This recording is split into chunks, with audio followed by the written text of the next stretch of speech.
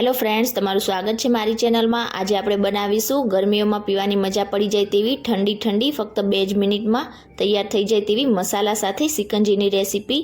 તો તમે આ રીતે મસાલો બનાવીને તેને સ્ટોર કરીને ફક્ત 2 જ મિનિટમાં ઠંડી સિકંજી તૈયાર કરી શકો છો। એકદમ ઝટપટ તૈયાર થઈ જશે।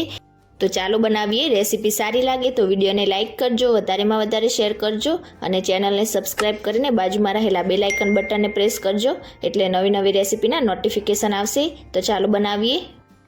તો સૌથી પહેલાં આપણે સિકંજી માટેનો મસાલો તૈયાર કરી લઈશું। તો તેના માટે ગેસ ઉપર એક વઘાર પેન રાખીશું અને તેમાં 2 ટેબલસ્પૂન જેટલું આપણે જીરું ઉમેરીશું અને જીરાનો હલકો કલર ચેન્જ થાય ત્યાં સુધી આપણે જીરાને શેકીશું। તો અહીંયા આપણે જીરાનો પાવડર બનાવતા હોઈએ છીએ ત્યારે જીરું શેકતા હોઈએ છીએ એ રીતે એકદમ જીરાને બ્રાઉન નથી કરવાનું। જીરામાંથી એકદમ સરસ સુગંધ આવવા લાગે અને હલકો કલર બદલાય ત્યાં સુધી જીરાને શેકવાનું છે। તો લગભગ 2 મિનિટ જેવું થઈ જાય એટલે આપણે હવે તેમાં 1 ટેબલસ્પૂન જેટલા મરી ઉમેરીશું અને મરીને પણ આપણે જીરાની સાથે હલકું શેકી લઈશું। તો અહીંયા થોડીક જ વારમાં તમે જોઈ શકો છો જીરાનો આ રીતે લાઇટ કલર ચેન્જ થઈ ગયો છે। આ રીતનો લાઇટ કલર ચેન્જ થાય ત્યાં સુધી તમારે જીરાને શેકવાનું છે, એકદમ બ્રાઉન નથી થવા દેવાનું। તો હવે આપણે ગેસની ફ્લેમ ઓફ કરી દઈશું અને તેને સાઈડ ઉપર ઠંડુ થવા માટે રાખીશું।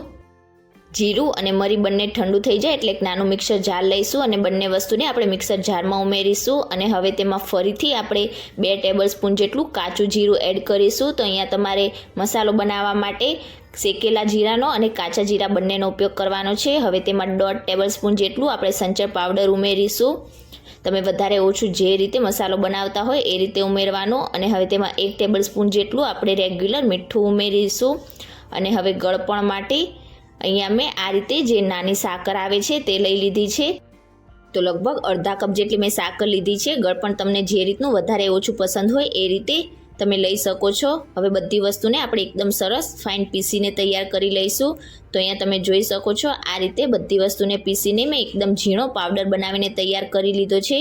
તો આ રીતે તમે પાવડર બનાવીને તેને એરટાઇટ કન્ટેનરમાં ભરીને સ્ટોર કરી શકો છો અને જ્યારે પણ તમારે સિકંજી પીવી હોય ત્યારે ફક્ત 2 જ મિનિટમાં તમે ઠંડી સિકંજી બનાવીને તૈયાર કરી શકો છો। તો હવે પાવડરને આપણે સાઈડ ઉપર રાખીશું અને એક બાઉલ લઈશું અને તેમાં 1 ટેબલસ્પૂન જેટલા આપણે તકમરિયા ઉમેરીશું। તો તકમરિયા શરીર માટે ખૂબ જ ઠંડા હોય છે એટલે ગરમીમાં તમારે તેનો ઉપયોગ વધારે કરવાનો। હવે આપણે તેમાં અડધા કપ જેટલું પાણી ઉમેરીશું, મિક્સ કરીશું અને ફક્ત 1 થી 2 મિનિટ માટે આપણે તેને રેસ્ટ આપીશું। 1 થી 2 જ મિનિટમાં આપણા બધા તકમરિયા એકદમ સરસ રીતે ફૂલીને તૈયાર થઈ જશે। તો લગભગ 1 થી 2 મિનિટમાં તમે જોઈ શકો છો આપણા બધા તકમરિયા એકદમ સરસ ફૂલીને તૈયાર થઈ ગયા છે। તો હવે આપણે એકદમ ઝટપટ સિકંજી બનાવીને તૈયાર કરી લઈશું। તો આ રીતે સર્વિંગ ગ્લાસ લઈશું અને બંને ગ્લાસમાં આપણે 2 આઈસ ક્યુબ ઉમેરીશું અને હવે બંને ગ્લાસમાં આપણે 1 ટેબલસ્પૂન જેટલો જે સિકંજીનો મસાલો બનાવ્યો છે તે ઉમેરીશું। તમારા ગ્લાસ નાના મોટા જે રીતે હોય એ રીતે તમારે આ રીતે પાવડર એડ કરવાનો। બંને ગ્લાસમાં 1 ટેબલસ્પૂન જેટલા તકમરિયા ઉમેરીશું અને હવે એક મોટા અડધા લીંબુનો રસ આ રીતે એક ગ્લાસમાં અને બીજા ગ્લાસમાં ઉમેરીશું। જો તમારું લીંબુ નાનું હોય તો એક ગ્લાસમાં તમારે એક આખા લીંબુનો રસ નીચોવી દેવાનો અને હવે ઉપરથી આપણે ઠંડુ પાણી એડ કરીશું। અહીંયા તમારે પાણીની જગ્યાએ સોડાનો ઉપયોગ પણ કરી શકો છો।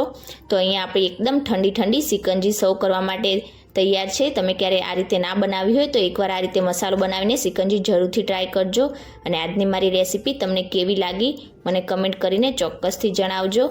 રેસીપી સારી લાગી હોય તો વિડીયોને લાઇક કરજો, વધારેમાં વધારે શેર કરજો અને ચેનલને સબસ્ક્રાઇબ કરીને બાજુમાં રહેલા બેલ આઇકન બટનને પ્રેસ કરજો એટલે નવી રેસીપીના નોટિફિકેશન આવશે। Thank you for watching.